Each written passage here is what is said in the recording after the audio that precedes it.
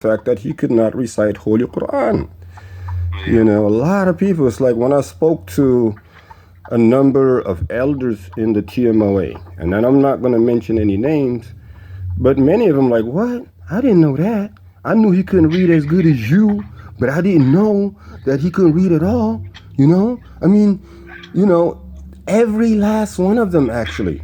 I spoke to 3 hardcore in the past, I would say in the past 90 days, I've interviewed 3 hardcore Jamaatis, TMOA members, Talibas, okay? This is not including those that I've spoken to over the course of 21 years, okay? But the bottom line is not a single one of them, not a single one of them accepted or sounded as accepting to the fact that he couldn't recite Holy Quran. They all seemed shocked and surprised. Yeah. And just be on their defense lines, like, okay, we know that, you know, Hafiz Abdul Fattah, whoever, like, he's really wanting answers for all of these questions he's had over the course of 21 years. We know how we do, how our people have done in the past. We know his family situation. You understand? So I'm just like, whoa. You know, so you all are telling me after 40 years, you just figuring out that this man could not recite. But I was like, wait a minute, there's a brother I spoke to. Let me call this boy up. It was crazy. I was like, when I spoke to you, you were like, like, it was like, okay, I already knew that. And I've been meaning to ask you, bruh, how did you know that Mubarak Gilani could not recite Holy Quran? How? I mean, like I said, simple. When you start learning, I mean, I'm not gonna. So here's the thing, like in the Jamaat, I know that. Now I already knew prior, like, you know, Quran from my father. Like he would teach me, but like when I was there, I think 9 years old is when I first came to the land in Virginia, and so, you know, they would do like the little, I forget what that, I think it's called your Sunday Quran or something. There was a little booklet where we learn tajweed. You learn, you know, the different tajweeds and everything like that, and then they start you off with learning the alphabet, and then, you know, you start to learn like that. And so Ustad Safiya is one of the people, I can point, Ustad Safiya is one of the people who taught me how to like read Holy Quran. Like I was memorizing, you know, from my father the last couple of surahs, but to actual read, she was one of the first people to actually teach me the basic, you know, the Arabic.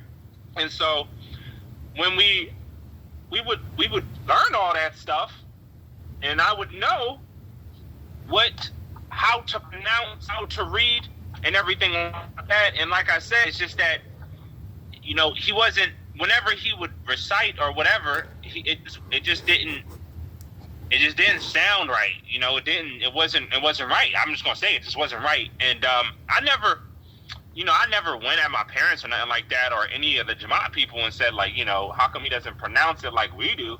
Because, you know, fear is one of the biggest tactics they had anyway, was fear. Like, if you say anything about Shaji, you're going to go to hell and Allah's going to send you to hellfire. I mean, they would say stuff like this. You know, something, you're going to get cursed or something like that. And so I left it alone. But yeah, I was a little kid, Hafiz. I was a little kid, and I realized that he wasn't saying the same thing as we were pronouncing, you know, in Salat. Like, even in Salat, like, I'm not going to lie to you. Like, as you know, there are some, in the Jamaat, we have some good reciters, you know, good people who know recitation good and know Holy Quran pretty good as far as recitation goes. And so, like I said, it just didn't sound anything like that for me. I don't think they really cared, though. But I mean, you as a kid, how old would you say? I mean, you just keep saying a kid. 9, you said 9. So was it at the age of 9? I believe I was 10 years old the first time I've ever seen him. It was like 10. I was 10 years old the first time I ever, like, heard about him and seen him. Prior to me being 10, like I said, my parents never really spoke about him. It was mainly because they were in and out of the Jamaat, like, throughout a long time of their life. It was times where they were in there, and there's times where they were not in there, and so that was probably the main reason. But like about 10 years old, to answer your question. So when you saw him, did you see him on Skype? I saw him on video. It wasn't even Skype. We didn't have Skype at that time. It's a video that they bought from somewhere. He made, I guess, one of those videos where he had Allah's name in the background on a painting or something, and then he would just be there and he would just be talking. And once again, I have no idea what he said in that entire 30 minutes. I think it was about a 30-minute video or whatever, and I think he was talking to the school. He was talking to the children and the teachers and saying that, it's a good thing that we have the school here and this and that, but I don't know what he was saying, to be completely honest with you. And you said there was a time at the was it a retreat you were at? Or you didn't go to the retreat, but there was a Skype. So there was a Skype call where somebody was sitting behind Hussein. Hussein who? Hussein Haq. Oh, okay. Yeah, Hussein Haq. Yeah. So Hussein Haq. Yeah. And what happened? Like they saw, so he was sitting behind Hussein, and then what happened exactly? They were all in a room. Like normally, they go huddle up in somebody's house, whoever has the best internet or something like that. And so Hussein was saying that they were all in the house, all huddled up, and he was talking on the Skype call, and he was just saying something or whatever. He was talking, and then after he was done saying his sentence, everybody would just scream G Abuji. G Abuji, right. That means yes Abuji, yes my father. And I think a lot of people do not understand what they're saying even. Yes my father. That's messed up, man. Astaghfirullah. Rasulullah sallallahu alayhi wa sallam, his companions never had people answer them this way. I know. Because they were not calling to themselves. And that's another problem he has. I mean, a lot of his statements, unfortunately, being that he did not have the authority, of the Qadariya order, most importantly, of the Quranic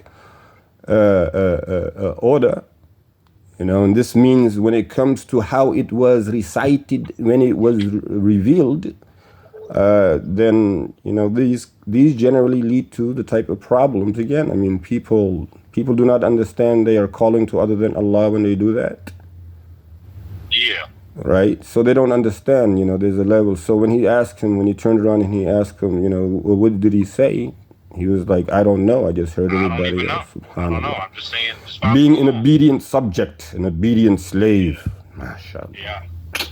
Not of Allah. If you're obedient slave of Allah and servant of Allah, that they would be, alhamdulillah, I would be the first to follow you. But you're following other than Allah, Allahu Akbar. Yeah. But it's, like I said, it's crazy. I was like, I don't even know how many, none have been able to step forward and say that this man had basic Quranic recitation abilities. He did not even have that. That's how poor it was.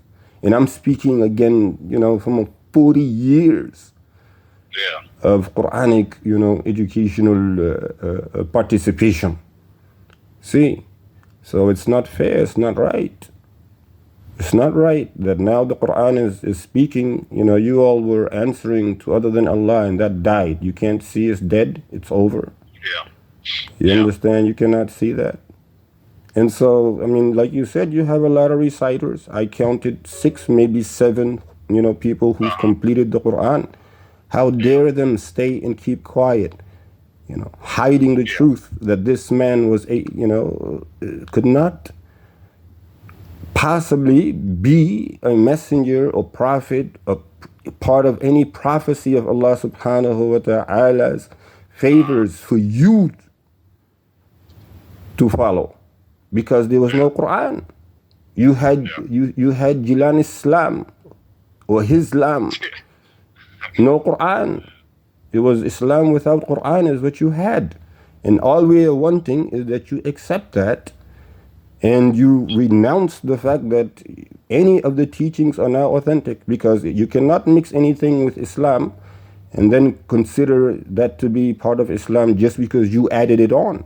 So these were add-ons and subtractions. So it became, GilaniIslam.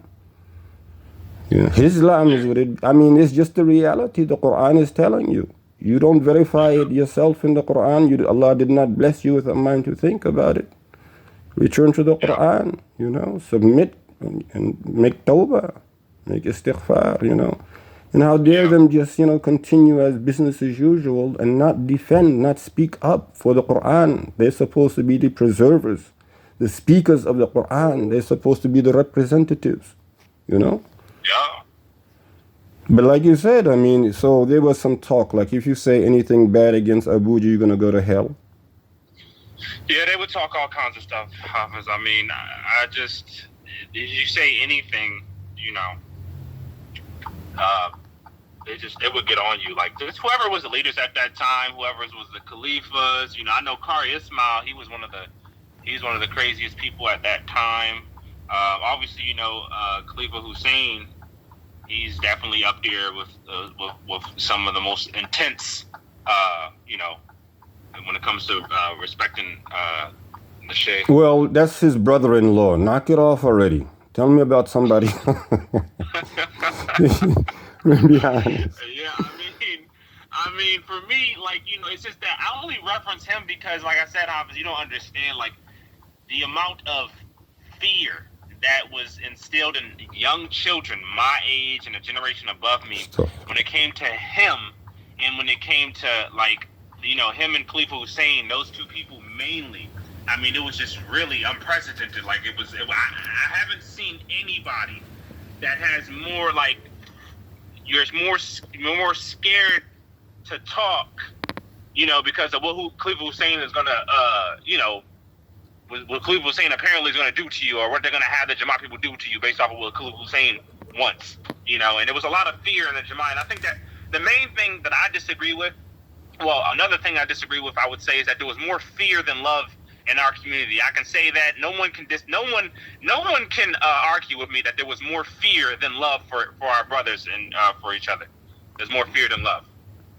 You said our brothers. Are you saying sisters as well? Yeah. I mean, sisters as well, yeah. So sisters are also living off of fear and... Yeah, super. A lot of them. A lot of sisters living off fear. I mean, how it affected my family was truly bad, whenever a lot of my family members would even cut each other off, and we were all Muslim, by the way, but we would cut each other off based off of, wanting to be looked at in a positive light from the Jamaat people. So I'll give you an example.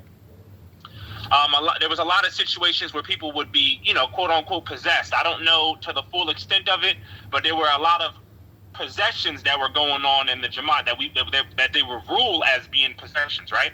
And so there's a couple people in my family, one specifically, like my aunt, that they would say that is possessed or whatever, and they basically, a part of my family completely cut her off, and she was out there roaming the streets of Philadelphia homeless. Because her family wanted to cut her off so that, they would be looked at in a positive light to, the Sheikh and the Muslim people in the Jamaat. And they would do all kinds of stuff like that, opposite to families. They would do all kinds of stuff. You say your aunt, was this a Muslimah? Yeah, she was Muslim. Okay, and the entire Jamaat ostracized her? No, it was just that... her family, when they get the blood family to do so, then nobody else has to worry, basically. Yeah, absolutely. And so, like I said, I have to ask my family members a little bit more. I don't know if I'm pretty sure she was Muslim, but the point is, my grandmother, she was, because my grandmother, they used to try to say that my grandmother was some kind of witch or something. I don't know what they would say. They would say all kinds of crazy stuff. And when it came to my other aunt that's in the Jamaat now, that's a diehard Jamaati. Like I said, she would do whatever she had to stay in the good graces of the Jamaat people. She's never been away from the Jamaat? No, none of these people.